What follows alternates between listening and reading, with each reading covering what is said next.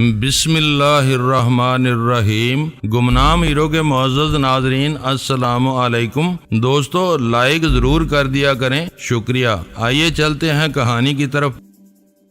واقعہ دو اشیاء مجھے اپنی زندگی کی طرح عزیز تھیں۔ ان میں سے ایک وہ بھیم گن تھی جو شیخ ایک مقتول آئی مین کی یادگار تھی۔ وہ ہیما گیر افادیت رکھنے والا ایک نادر ہتھیار تھا جو ہمیشہ میرے کام آتا تھا۔ دوسری CSD تھی جو راہ والے بدری ناتھ کی یادگار تھی۔ واپسی کے سفر کے دوران میں نے عابد کو تاکید کی کہ اگلی رات وہ ان چیزوں کو اپنے ساتھ لانا نہ بھولے۔ ہمارے درمیان بہت سی اہم اور غیر اہم باتیں ہوتی رہیں، پھر اس نے مجھے کناٹ پیلس کے ایک محفوظ مقام پر اتار دیا۔ عابد کی گاڑی آگے نکل جانے کے بعد میں ہوٹل کی طرف ہو لیا۔ اس وقت ہونے والی گفتگو میں عابد نے اپنے ساتھیوں کے اصل نام استعمال کیے تھے۔ میں سنیل سے کئی مرتبہ ملا تھا مگر رام سے شاید ایک بار ملنے کی نوبت آئی تھی۔ میں تعارف ہو جانے کے باوجود ان دونوں کو ان کے مفروضہ ناموں سے پہچانتا تھا۔ کوشش کے باوجود مجھے یاد نہیں آ رہا تھا کہ ان میں سے کون عبداللہ تھا اور کس کا نام پرویز احمد تھا۔ وہ سوال رہ کر میرے ذہن کے کسی گوشے میں کھٹک رہا تھا اور میرے لیے مستقل بے چینی کا سبب بنا ہوا تھا۔ ہوٹل میں سب کچھ جوں کا توں تھا مگر میں جانتا تھا کہ وہ دہلی میں میری آخری رات تھی، اس لیے مجھے سب کچھ بدلا اور نکھرا ہوا نظر آ رہا تھا۔ میں بے پروایانہ انداز میں ہوٹل کی روشن اور بھری پوری راہ داریوں سے ہوتا ہوا ریستوران میں پہنچ گیا جہاں غزالہ سکون سے ایک میز کے گرد براجمان تھی۔ اسے وہاں بیٹھے کافی دیر ہو چکی تھی لیکن اس نے چند ہلکی پھلکی اشیاء منگوانے پر اتفاق کیا تھا۔ مجھے دیکھتے ہی اس کا چہرہ کھل اٹھا۔ چند ثانیوں بعد مسکراتی ہوئی خوبرو ویٹرس ہمارے سروں پر مسلط ہو گئی۔ شاید اس نے اندازہ لگا لیا تھا کہ غزالہ میرے انتظار میں وہاں بیٹھی وقت گزار رہی تھی۔ ریستوران کا مینیو کارڈ پہلے سے غزالہ کے سامنے رکھا ہوا تھا۔ اس نے ربانی کے ساتھ آرڈر لکھوا کر ویٹرس کو رخصت کر دیا۔ اس سے آپ کی ملاقات کیسی رہی؟ غزالہ نے کوہنیوں کے سہارے میز پر جھک کر پوچھا۔ IB والوں سے مل کر مجھے ہمیشہ تقویت کا احساس ہوتا ہے ورنہ ہم دونوں اس شہر میں بالکل اجنبی ہیں، میں نے دھیرے سے جواب دیا۔ اجنبی ضرور ہیں مگر دشمنوں کے چنگل سے محفوظ ہیں، وہ مسکرا کر بولی۔ اپنے کمرے میں پیش آنے والے واقعے کے اثرات آہستہ آہستہ اس کے ذہن سے منتقل ہو چکے تھے اور وہ دوبارہ نارمل ہو چکی تھی۔ ہمیں جیسے تیسے آج کی رات گزارنی ہے، کل شام ہم اس ہوٹل کو خیر باد کہہ دیں گے، میں نے اس کے لب و لہجے پر اپنی خوشی کو چھپاتے ہوئے کہا۔ اس سے پروگرام طے ہو گیا ہے، ان دونوں کا وقت بھی پورا ہو جائے گا۔ آپ کن دونوں کی بات کر رہے ہیں؟ اس نے تیز سرگوشیانہ آواز میں پوچھا۔ وہی دونوں جو ہمارے لیے سہانے روح بنے ہوئے ہیں۔ پہلے آپ نے ایک کے بارے میں طے کیا تھا، اس نے مجھے یاد دلانے کی کوشش کی۔ تمہارے آج کے خوفناک تجربے کے بعد دوسرا بھی فہرست میں آ گیا ہے۔ ویری گڈ، میری اطلاع پر وہ خوش ہو گئی۔ یہ باتیں ہمیں یہیں نپٹا لینی چاہیے۔ ہوٹل کے کمرے میں ہم پابند اور مجبور ہو جاتے ہیں۔ کمرے میں لگائے جانے والے آلات ایک طرح ہمارے لیے مددگار ثابت ہو رہے ہیں۔ ان پر ریکارڈ کی ہوئی آوازیں سننے والا ہر دشمن مطمئن رہے گا کہ ہم اس کی ناپاک سرگرمیوں سے بالکل بے خبر ہیں۔ واپسی پر تمہیں اپنے تجربے کے بارے میں کچھ نہ کچھ کہنا چاہیے، وہ تمہارا رد عمل سننے کے لیے بے چین ہوں گے۔ غزالہ کا منہ بن گیا۔ اس تجربے کے بارے میں بات کرنا تو درکنار، میں سوچنا بھی نہیں چاہتی، لیکن آپ کی بات درست ہے۔ مجبوری کے عالم میں آدمی کو زہر کی گولی بھی نگلنا پڑتی ہے۔ میں آپ کی ہدایت یاد رکھوں گی۔ ہوٹل کے کمرے میں ہم دونوں زبان بندی پر مجبور تھے، کھل کر کوئی بات نہیں کر سکتے تھے۔ اگر ہم نے اس دن کا بڑا حصہ ہوٹل سے باہر رہ کر نہ گزارا ہوتا تو ہمارے دلوں میں ایک بڑاس سی موجود ہوتی جسے ہوٹل کے ریستوران میں نکالا جاتا، لیکن اس وقت ہمارے درمیان صرف اور صرف اگلی رات کی مہم زیر غور تھی۔ میں نے انل بسواس اور نریش شرما کے گھروں کے بارے میں جو کچھ دیکھا اور سوچا تھا اس میں غزالہ کو شریک کرتا چلا گیا۔ کھانے کے دوران بھی ہم دونوں اسی بارے میں باتیں کرتے رہے۔ غزالہ کو خوشی تھی کہ دشمن کی تمام تر گھاتوں کے باوجود ہماری روانگی کا پروگرام سوچے سمجھے مخصوص انداز میں آگے بڑھ رہا تھا۔ بڑے گھر میں 7 افراد ہوتے ہیں، چھوٹے کے بارے میں کچھ پتہ نہیں چل سکا، اس نے کہا۔ اس کے بارے میں گوپال سے پہلی بار بات ہوئی ہے۔ میں نے بتایا میرا خیال ہے کہ وہ آج رات ہی بہت کچھ معلوم کر لے گا۔ وار کرنے سے پہلے حریف کی پوزیشن اور نفری کے بارے میں صحیح اطلاعات موجود ہوں تو حملہ ناکام ہونے کے امکانات بہت کم رہ جاتے ہیں۔ میں اپنی بے ساختہ ہنسی کو نہ روک سکا۔ تم اس طرح بات کر رہی ہو جیسے ہمارا غنیم کے بہت بڑے لشکر سے مقابلہ ہونے والا ہے۔ کہیں ذرا سی لغزش ہو گئی تو آنن فانن میں لشکر بھی جمع ہو جائے گا۔ یہ شہر ان کا ہے، یہاں کی انتظامیہ اور پولیس ان کی ہے۔ ایک اشارے پر وہ سب پوری آبادی کا محاصرہ کر لیں گے۔ آخری کامیابی حاصل ہونے تک ہمیں دشمن کو حقیر نہیں سمجھنا چاہیے۔ یہ میرا اصول ہے جسے تم دہرا رہی ہو، میں نے اسے گورتے ہوئے کہا۔ اب ہماری بلی ہم ہی کو میاؤں کر رہی ہے۔ اس بار وہ شوخی سے ہنس دی اور باتوں کا سلسلہ یوں ہی چلتا رہا۔ میرے ذہن پر مسائل کا بوجھ کچھ زیادہ تھا۔ ایک وقت میں بہت کچھ کرنا اور سہنا پڑ رہا تھا، جبکہ غزالہ اتنے زیادہ دباؤ میں نہیں تھی۔ اسے جان اسمتھ کا نپا تلا ٹارگٹ دیا گیا تھا۔ اس نے اپنی تمام تر ذہنی اور جسمانی صلاحیتوں کو بروئے کار لا کر بہت کامیابی سے اسے جہنم واصل کر دیا تھا اور بے فکر ہو کر بیٹھ گئی تھی۔ میں نے اسے آئی بی والوں کے اصل ناموں کے بارے میں اپنی الجھن سے آگاہ کیا تو اس نے کسی توقف کے بغیر مسئلہ حل کر دیا۔ سنیل کا اصل نام پرویز احمد تھا۔ اس سے ابتدائی رابطے کے لیے کپور تھلا کے رئیس کا کوڈ دیا تھا۔ عبداللہ دہلی میں ولی رام بنا ہوا تھا۔ ان دونوں سے اگلی رات میری آخری ملاقات ہونا تھی۔ مجھے یہ اچھا نہیں لگ رہا تھا کہ میں اپنے آڑے وقت کے ان فرض شناس ساتھیوں کو ان کے اصل ناموں سے الوداع نہ کہہ سکوں۔ ریستوران سے نکل کر ہم نے کچھ وقت ہوٹل میں گھومتے ہوئے گزارا۔ دوبارہ کمرے میں پہنچے تو رات کے 11 بجنے والے تھے۔ آج کا دن میں اپنی زندگی میں کبھی فراموش نہیں کر سکوں گی۔ کپڑے وغیرہ بدلنے کے بعد ادھر ادھر کی باتوں میں غزالہ نے اچانک میری ہدایت پر عمل کرنا شروع کر دیا۔ معلوم ہوتا ہے کہ ریستوران کا ڈنر تمہیں بہت زیادہ پسند آیا ہے۔ میں نے اسے آنکھ مار کر مزاحیہ لہجے میں کہا۔ ایسے 1000 ڈنر بھی اس تجربے کو نہیں بلا سکتے۔ وہ ایک گہرا سانس لے کر بولی۔ وہ میرے نیم تاریک کمرے میں کسی خونخوار درندے کی طرح چھپا بیٹھا تھا۔ اس کا مکروہ شیطانی چہرہ جب بھی یاد آتا ہے میں لرز کر رہ جاتی ہوں۔ تم بار بار اس کا ذکر کیوں نکال لیتی ہو؟ میں نے ہلکی سی ترشی سے کہا۔ ہر شخص کی زندگی میں بہت سے اچھے اور برے واقعات پیش آتے ہیں۔ ناخوشگوار یادوں کو اس طرح ذہن پر نقش کر لیا جائے تو زندگی اجیرن ہو جاتی ہے۔ ہو سکتا ہے کہ وقت کے ساتھ یہ ڈراؤنا واقعہ میرے ذہن سے محو ہو جائے، مگر اس وقت اسے بلانا ممکن نہیں ہے۔ باہر گھومتے پھرتے ہوئے میں کھل کر آپ سے بات نہیں کر سکی تھی۔ کمرے کی تنہائی میسر آئی ہے تو وہ خیال مکڑی کے جالے کی طرح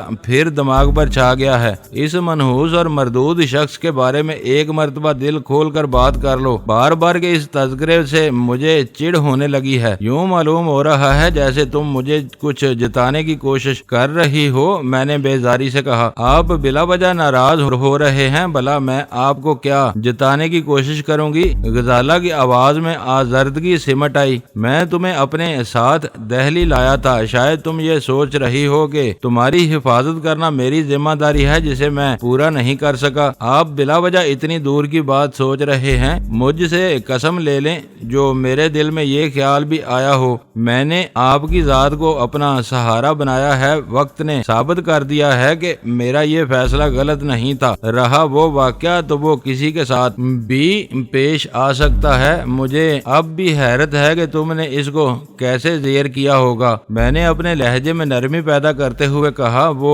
بہت مضبوط اور قدور آدمی تھا۔ مجھے خود پتا نہیں کہ وہ سب کیسے ہو گیا۔ اسے اپنی طرف بڑھتا ہوا دیکھ کر میرے دماغ پر وحشت سی سوار ہو گئی تھی۔ بس ایک خیال تھا کہ اپنی عزت بچانے کے لیے اسے مار دوں یا خود مر جاؤں۔ اسے کمرے کے قالین پر بے سود پڑا ہوا دیکھ کر مجھے دوبارہ ہوش آیا تھا۔ نریش شرما بہت خطرناک اور ٹیڑھا آدمی ہے۔ خدا کا شکر ادا کرو کہ اس نے حملہ آور کو اپنے آدمیوں کی مدد سے خاموشی سے اٹھوا لیا۔ ہوٹل کی انتظامیہ سے مدد لینے کی نوبت آ جاتی تو بات پولیس تک ضرور پہنچتی اور ایک نیا اسکینڈل کھڑا ہو جاتا۔ آپ ٹھیک کہہ رہے ہیں، خود کو اس بھیڑیے کے سامنے پا کر میری عقل معاف ہو گئی تھی۔ میں بغیر سوچے سمجھے اس پر ٹوٹ پڑی۔ وہ ناکام ہو گیا۔ تم نے اپنے سے طاقتور دشمن کو حیرتناک آسانی سے زیر کر لیا۔ بات پولیس تھانے تک نہیں پہنچی اور یہ قصہ خاموشی سے نمٹ گیا۔ ان پہلوؤں پر ٹھنڈے دل سے غور کرو گی تو تمہیں خود بے خود صبر آ جائے گا۔ وہ نشے میں دھت نہ ہوتا تو شاید اتنی آسانی سے مار نہ کھاتا۔ غزالہ اس موضوع پر سیر حاصل گفتگو کرنے کے موڈ میں آ چکی تھی۔ تم نے پہلے ذکر نہیں کیا کہ وہ نشے میں دھت تھا۔ رہ رہ کر باتیں یاد آ رہی ہیں، مگر یہ میرا وعدہ ہے کہ آئندہ آپ میری زبان سے یہ تذکرہ نہیں سنیں گے۔ اگر وہ نشے میں تھا تو یہ بھی ممکن ہے کہ وہ غلطی سے تمہارے کمرے میں گھس گیا ہو۔ اب آپ مجھے بہلانے کی کوشش نہ کریں۔ بڑے ہوٹلوں میں ایک کمرے کی چابی سے دوسرے کمرے کا تالا ہرگز نہیں کھلتا۔ وہ خطرناک ارادے سے جان بوجھ کر میرے کمرے میں چھپا تھا۔ وہ کوئی اتفاقی واقعہ نہیں تھا۔ میں بہت بڑے خطرے سے بال بال بچی ہوں۔ نریش کا خیال تھا کہ اس شخص نے پہلے تمہیں کہیں دیکھا ہوگا اور تم پر فدا ہو گیا۔ فدا ہونے والے ایسی اوچھی اور خطرناک حرکتیں نہیں کرتے۔ غزالہ نے میری بات کاٹ کر چڑچڑے انداز میں کہا، نریش سنکی ہے جو ایسی باتیں سوچ رہا ہے۔ وہ راہ کا بڑا افسر ہے۔ اس آدمی کی تھوڑی سی گوشمالی کرے تو وہ سارا سچ اگل دے گا۔ غزالہ کے آخری فکروں پر میں دل ہی دل میں ہنس کر رہ گیا۔ وہاں چور اور کوتوال دونوں ملے ہوئے تھے۔ کون کس کی گوشمالی کرتا؟ مرلی اور نریش کی ملی بھگت سے قطع نظر غزالہ کی بات 100% درست تھی۔ اگر نریش شرما کا دامن ذرا بھی صاف ہوتا تو اسے کوئی قیاس آرائی کرنے کی ضرورت نہیں تھی۔ رنگے ہاتھوں بلکہ بے ہوشی کی حالت میں غزالہ کے ہاتھ باتھ روم سے پکڑا جانے والا مجرم اس کے قبضے میں تھا۔ وہ ذرا سی دیر میں اس سے ہر بات اگلوا سکتا تھا۔ اب نریش جانے اور اس کا قیدی جانے، ہمیں ان پر سر کھپانے کی کوئی ضرورت نہیں، میں نے اکتا کر کہا۔ کئی راتوں سے آپ کا رویہ عجیب سا ہو گیا ہے، غزالہ نے زیر لب مسکراہٹ کے ساتھ کہا۔ مجھ سے دور اور کھنچے کھنچے سے رہتے ہیں۔ آج میں ڈری ہوئی ہوں۔ ویسے بھی شاید یہ دہلی میں ہماری آخری رات ہو۔ آج ہم ایک دوسرے سے قریب رہیں گے۔ نریش شرما کی امیدوں کے دم توڑتے ہوئے چراغ کی لو کو غزالہ نے یکا یک بھڑکا دیا۔ اس کے الفاظ کا ایندھن اور اس چراغ کو پوری رات فروزاں رکھنے کے لیے کافی تھا۔ مجھے پورا یقین تھا کہ غزالہ کے وہ ذو معنی فکرے فوری طور پر نریش تک پہنچا دیے جائیں گے۔ میں پوری کوشش کروں گا، میں نے سنجیدہ لہجے میں جواب دیا۔ بند کمرے میں ہم دونوں ایک دوسرے کے قریب ہوتے ہیں۔ اس خلوت میں کوئی تیسرا خلل انداز ہونے کی جرت نہیں کر سکتا، مگر تمہیں میری بگڑی ہوئی کیفیت کا علم ہے۔ میں خود بھی دہلی کی فضاؤں میں تمہارے وجود کی خوشبو سے محظوظ ہونا چاہتا ہوں، مگر خدا کے لیے مجھ پر جبر نہ کرنا۔ تمہارے لیے میری چاہت میں کوئی کمی نہیں آئی۔ یوں سمجھ لو کہ مجھے کوئی عارضہ ذہنی بیماری لگ گئی ہے۔ میں جانتی ہوں، میں سب جانتی ہوں، آپ کو مجھ سے کوئی شکایت نہیں ہوگی۔ اس گفتگو میں وہ سارے پیغام پنہاں تھے جو میں ریکارڈنگ کے آلات کے ذریعے نریش تک پہنچانا چاہتا تھا۔ ہوٹل کی رہائشی منزلوں سے نیچے اور ہوٹل کے باہر زندگی کی ساری ہنگامہ آرائیاں جاری و ساری تھیں، لیکن بند کمرے میں وقت کافی ڈل چکا تھا۔ غزالہ کے ساتھ کچھ دیر تک ٹیلی ویژن دیکھنے کے بعد میں 11:30 بجے بستر پر دراز ہو گیا۔ وہ رات بھی ہم دونوں نے پچھلی رات کی طرح محتاط رہ کر گزار دی تھی۔ کمرے میں چھپے ہوئے تصویر کشی کے آلات کے خوف ہم دونوں کے لاشعور پر اتنا حاوی تھا کہ نیند کے دوران میں کروٹ وغیرہ لیتے ہوئے ہمارے جسموں کا کوئی حصہ ایک دوسرے سے چھو جاتا تھا تو دونوں چونک کر بیدار ہو جاتے تھے۔ خدا کر کے دہلی میں ہماری وہ آخری اور صبر آزما رات بھی ڈال گئی۔ کھڑکیوں پر تنے ہوئے پردوں کے پیچھے دن کا دھندلایا ہوا موہوم سا اجالا نمودار ہوتے ہی میں نے بستر چھوڑ دیا اور نئے دن کی نئی سرگرمیوں کے لیے تازہ دم ہونے کے ارادے سے باتھ روم میں گھس گیا۔ میں باتھ روم سے نکلا تو غزالہ بھی بیدار ہو چکی تھی، بہت خوش تھی۔ مجھے توقع تھی کہ نریش مجھ سے رابطہ کرنے کی کوشش ضرور کرے گا۔ ناشتے کے بعد ہم دونوں کیمروں کی ذات سے بچ کر اپنا سامان مختصر سے سوٹ کیس اور تھیلے میں یکجا کر رہے تھے کہ فون کی گھنٹی بجنے لگی۔ میں نے دوسری گھنٹی بجنے پر ریسیور اٹھا لیا۔ آپریٹر نے میری توقع کے برعکس لائن پر انیل بسواس کی موجودگی کی اطلاع دی اور میری ہدایت پاتے ہی لائن ملا دی۔ انیل کی اس کال کی اطلاع پاتے ہی میرے دل کی دھڑکنیں تیز ہو گئی تھیں۔ مجھے اندیشہ تھا کہ وہ میری اور غزالہ غزالہ کی روانگی میں رکاوٹ ڈالنے کی کوشش کرے گا۔ تم نے ہمارا دیا ہوا وقت خوش اسلوبی سے گزار لیا ہے، اب تم اپنی مرضی کے مطابق کہیں بھی جانے کے لیے آزاد ہو۔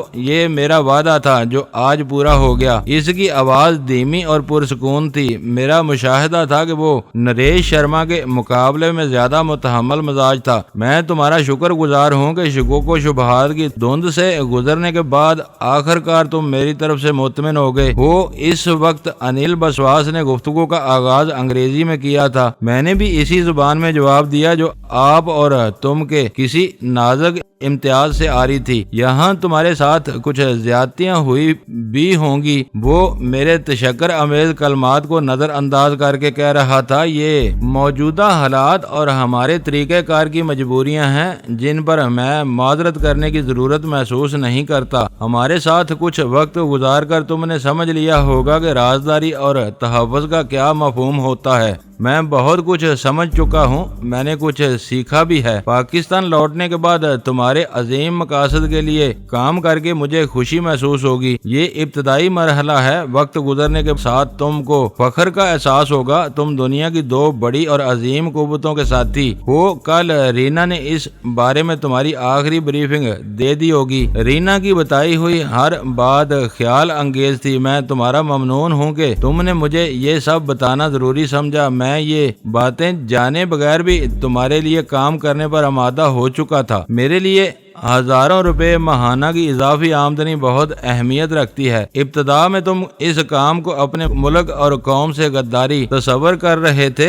وہ فون پر بھی میرے ذہن کو ٹٹولنے کی کوشش کر رہا تھا۔ وہ جذباتی باتیں تھی، میں نے خفت امیز لہجے میں جواب دیا۔ حقیقت یہ ہے کہ باتیں کتنی ہی دلکش اور اثر آفرین ہو، وہ انسان کا پیٹ نہیں بھر سکتی۔ ضروریات کو پورا کرنے کے لیے ہر قدم پر پیسے کی ضرورت ہوتی ہے، اور پھر تم میرے خدمات نہیں خرید رہے۔ تمہارے سامنے اس پورے خطے کے باسیوں کی بہبود اور بقا کا ایک واضح منصوبہ ہے۔ وہ باتیں سمجھنے میں شاید یہ خوف بھی کار فرما ہے کہ تمہاری اور رینا کی ایک ویڈیو فلم نریش کے قبضے میں ہے۔ مجھے اس فلم کی فکر ہے۔ دوسروں کی طرح میں بھی اپنے اس چہرے کی تشہیر پسند نہیں کرتا جسے میں نے ہر ایک سے چھپایا ہوا ہے۔ میں نے کمرے میں غزالہ کی موجودگی کی پرواہ کیے بغیر وہ بات کہہ ڈالی، میں تم سے ایک التجا ضرور کروں گا کہ میری طرف سے پوری طرح مطمئن ہونے کے بعد وہ ویڈیو مجھے واپس لوٹا دینا۔ میری اور انیل کی گفتگو کی نزاکت بھانپ کر غزالہ نے از خود مجھے تخلیہ فراہم کر دیا تھا اور غالباً کسی ضرورت کے بغیر باتھ روم میں چلی گئی تھی۔ تمہیں معلوم ہونا چاہیے کہ ذرا سی دیر میں ایک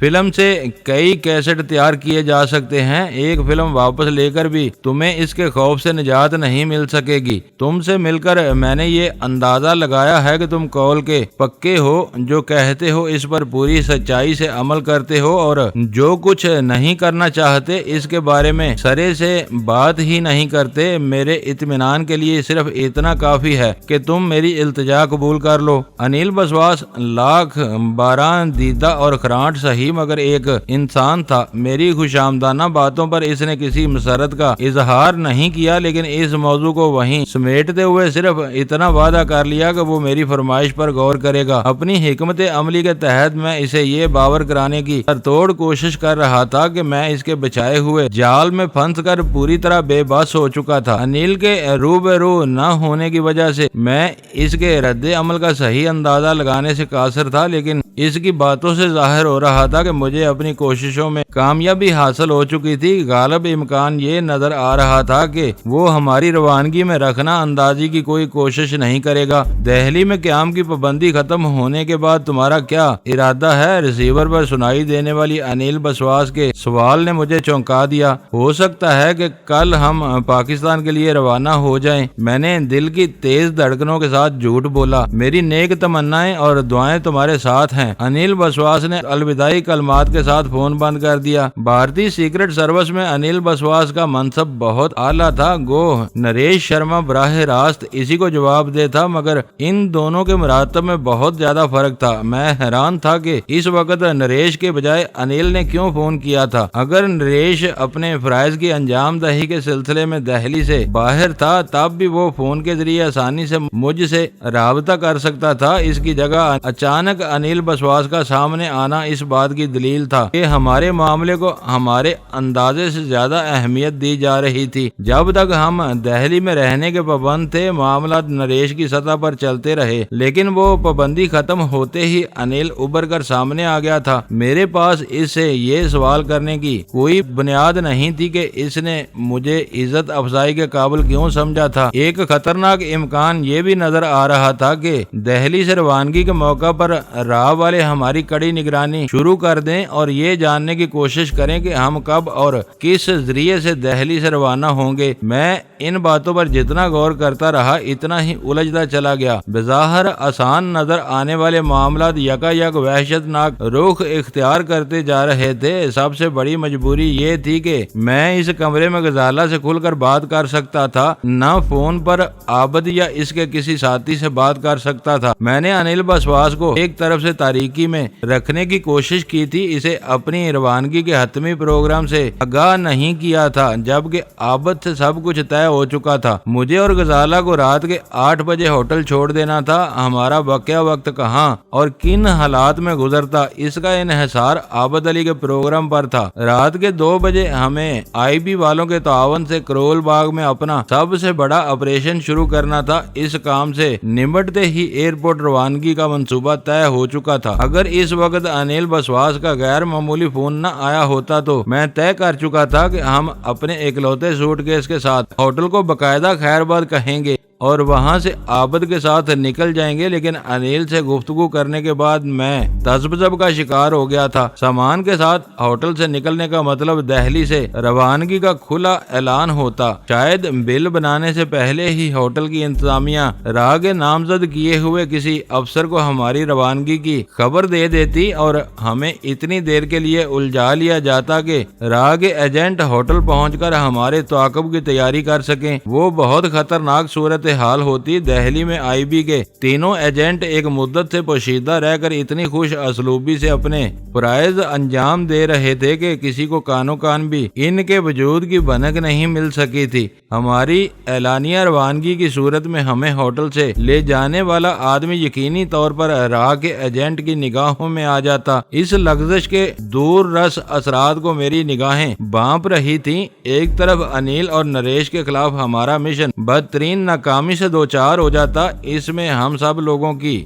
جانوں کے اتلاف کا سنگین خطرہ پنہاں تھا۔ دوسری طرف دہلی میں آئی بی کے فعال وجود کا راز فاش ہو جاتا، جس کے نتیجے میں اس پاکستانی ایجنسی کے لیے برسوں تک دہلی میں قدم جمانا ممکن نہ ہوتا۔ دیر تک سوچنے کے بعد میں اس نتیجے پر پہنچا کہ وہ سراسر تباہی اور بربادی کا راستہ تھا، جس کا ترک کر دینا ہی ہمارے مفاد میں تھا۔ دوسری اور درمیانی راہ یہ تھی کہ بدلے ہوئے حالات میں ہم انیل بسواس اور نریش شرما کو بھول کر صرف اپنی خال بچانے کی کوشش کریں، عابد علی اور اس سے طے کیے ہوئے پروگرام کو یکسر فراموش کر دیں۔ رات کو 8 بجے ہمارے نہ پہنچنے کی صورت میں عابد بلبلا کر ہم سے کسی نہ کسی طرح رابطہ کرتا تو اسے بتا دیا جاتا کہ حالات اچانک کتنے مخدوش ہو گئے تھے۔ اس فرض سے سبکدوش ہونے کے بعد ہم اپنی سفری دستاویزات کے سہارے باضابطہ طور پر دہلی سے لاہور کے لیے روانہ ہو جاتے۔ وہ درمیانی راہ سب سے بہتر اور محفوظ تھی۔ اس میں ہماری جانیں ضائع ہونے کا اندیشہ تھا، نہ دہلی میں آئی بی کا نیٹ ورک ٹوٹنے کا کوئی خطرہ پوشیدہ تھا، مگر میرا دل اس سمجھوتے کی طرف مائل نہیں تھا۔ ہم نے دہلی میں قیام کے دوران میں کئی اہم کامیابیاں حاصل کر لی تھیں، لیکن میں پاکستان سے انیل بسواس کو جہنم واصل کرنے کا جو مشن لے کر نکلا تھا وہ بری طرح ناکام ہو جاتا۔ انیل بسواس میرا بنیادی اور اہم ترین شکار تھا۔ نریش شرما کا گھناؤنا کردار اور دہلی پہنچنے کے بعد ہمارے سامنے آیا تھا۔ اس نے میرے ساتھ سنگین ذاتی زیادتیاں کی تھیں۔ شاید میں اس کی وہ تمام صفاقیاں بھول کر اسے معاف کر دیتا، لیکن اس نے پچھلی روز غزالہ کے ساتھ جو حرکت کی تھی اس کے بعد وہ میرا ناقابل معافی مجرم بن چکا تھا۔ ایک طرف مشن کی تکمیل کی تڑپ اور انتقام کی پیاس تھی اور دوسری طرف بھیانک ناکامیوں کی دلدل نظر آ رہی تھی۔ غزالہ نے باتھ روم سے آنے کے بعد مجھ سے فون کے بارے میں پوچھا اور میں نے کسی تشویش کا اظہار کیے بغیر اسے انیل بسواس کی میٹھی اور مصالحانہ باتوں کے بارے میں بتا دیا۔ اس سے آگے بولنا ممکن نہیں تھا کیونکہ اس وقت بھی ہماری آوازیں کہیں نہ کہیں سنی جا رہی ہوں گی۔ غزالہ نے مجھ سے زیادہ سوالات نہیں کیے مگر وہ میری آنکھوں سے جھانکتی ہوئی تشویش دیکھ کر خود بھی پریشان ہو گئی تھی۔ پھر میرے ذہن میں تیسرے خیال نے سر ابھارا، ہمیں کسی سے کچھ کہنے سننے کی ضرورت نہیں تھی۔ پاکستان سے ہم بہت مختصر اور ضروری سامان لے کے ساتھ آئے تھے جو ایک سفری تھیلے میں سما سکتا تھا۔ باقیہ سامان غزالہ نے مقامی بازاروں سے خریداری کے شغل میں جمع کیا تھا۔ وہ سامان ساتھ لے جانا ضروری نہیں تھا۔